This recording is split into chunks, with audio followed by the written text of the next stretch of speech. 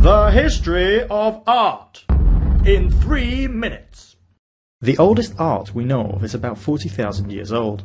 It was painted on cave walls or sculpted from rocks and consisted mainly of people killing animals or each other. An exception to that rule is the famous Woman from Willendorf, an abstract sculpture of a faceless obese lady wearing no clothes except a shower cap.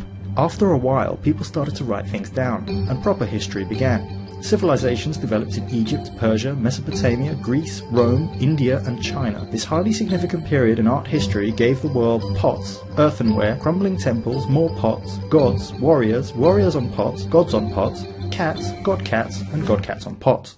In the Middle Ages, the West was dominated by the Church, who disputed the validity of all the old gods and says there was in fact only one.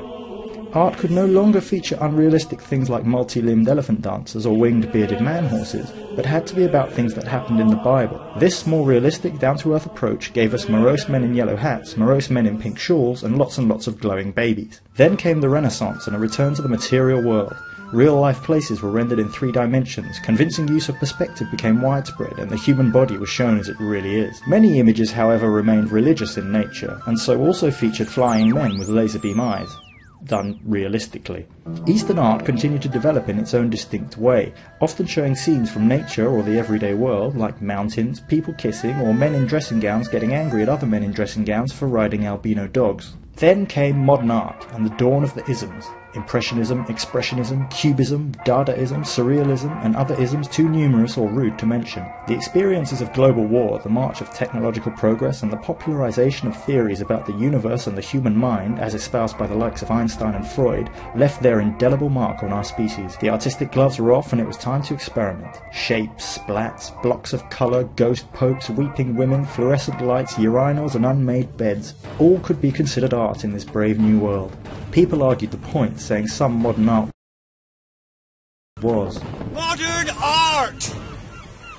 Look at it!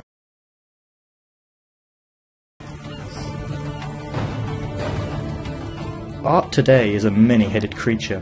The need to create is clearly part of the human condition, an unquenchable desire which is as old as our species and quite probably embedded in our DNA, as innate to us as eating, fighting and laughing at other people's misfortune. But it's also big business. You're equally likely to see famous artwork on a mug, a t-shirt or in a boardroom as in a gallery. The rise of cinema, television and the internet has led to a dissemination of a common visual culture into every corner of the globe, while the giddying pace of technology's ceaseless progress has democratized the entire means of artistic production, meaning we can now plug into an all-encompassing worldwide maelstrom of information at any time we like and watch a load of jumping badgers.